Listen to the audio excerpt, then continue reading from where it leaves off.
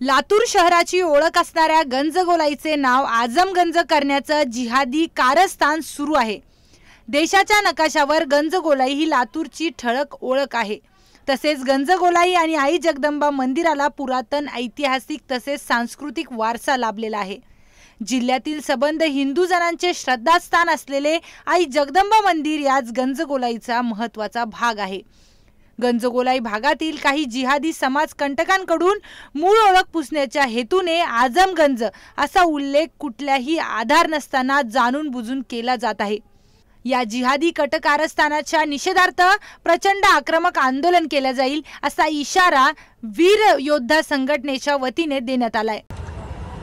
आता आम्ही सध्या गांधी चौक पोलीस स्टेशन इथे आहोत। आम्ही गांधी चौक पोलीस स्टेशनचे पोलीस निरीक्षक झेडे साहेबांना आता आम्ही एक निवेदन दिलेलं आहे।